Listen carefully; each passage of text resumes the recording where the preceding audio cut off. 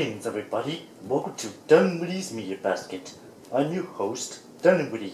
By the way, I haven't done an episode in months. Actually, primarily because I had a tough semester in college. This also marks my 50th YouTube upload. So, what am I going to teach you this time? Today's lesson? Cloud storage. Cloud storage is a method of storing data which utilizes not only the computer user's storage, but also virtualized pools of storage hosted by third parties who operate data centers across the globe. These data centers might have files which can span across multiple servers, and through these servers, customers could access their data anywhere around the world. A theory goes that the principle of virtualized pools of storage and computing was created by computer scientist Joseph Carl Robert Licklider in the 1960s, yet an intelligent-minded author, Kurt Vonnegut, wrote about a cloud that does all the heavy thinking for everybody in his book Sirens of Titan, which was published in 1959. I guess Licklider looked at that book and using his brilliant mind came up with how cloud storage can possibly work. For 30 years, the idea of cloud storage was unnoticeable until the advent of the internet back in the 1990s. So the idea had to wait until the technology got better and a global network lifted from the bowels of United States military science and established by Al Gore came to the public, changing the way we communicate, work, and play forever. Now that I talked about this, I'll be able to show you an example of a cloud storage service. No. Okay, but no. Same thing. A little better. Darn it all! You keep on giving me all these limited options. I should probably tell you that your choices of cloud storage are limited storage and may not store everything you've got. Why can't your services be unlimited?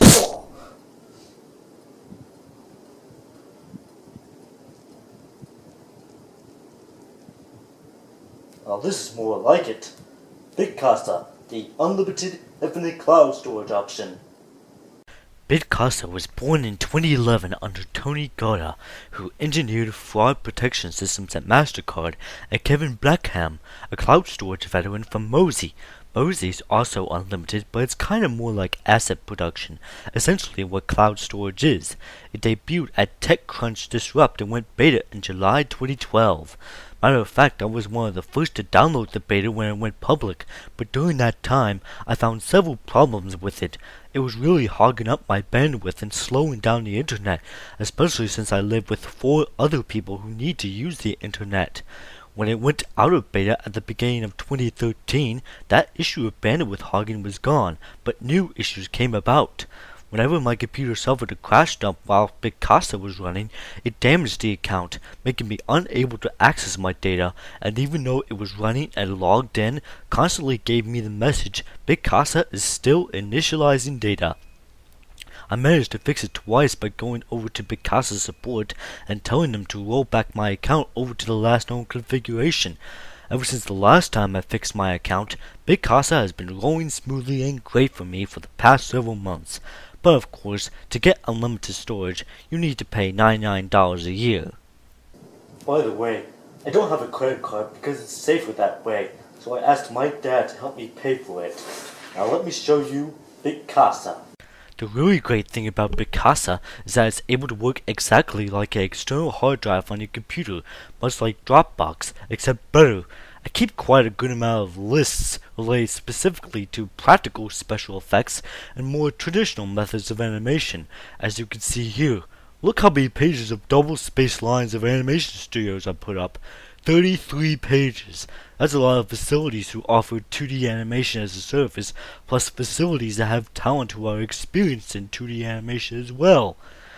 There's also 11 pages of practical creature effects companies and 16 to 17 pages of models and miniatures companies. Oh, I'll also get into some of these technologies sometime in the future because, yeah, filmmaking is a passion of mine.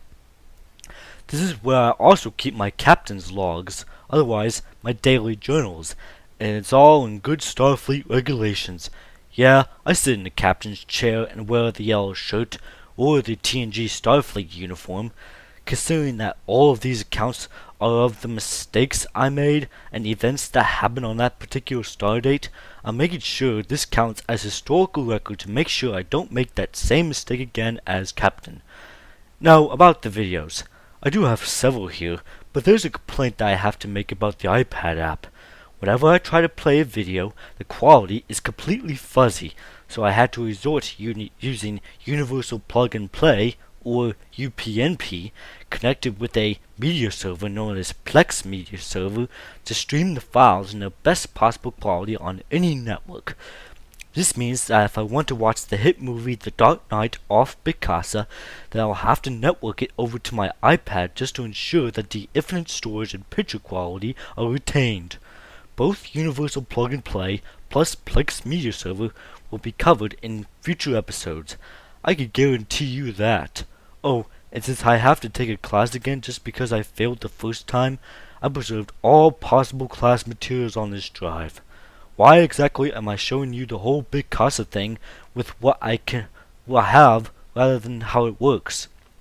Well, code-wise, I don't know how it works, plus the whole thing is closed source. Maybe you can learn how it works by doing what I do, going to college. I actually recommend to you Picasa if you want to preserve all possible files on a cloud storage service that closely emulates a hard drive on your computer.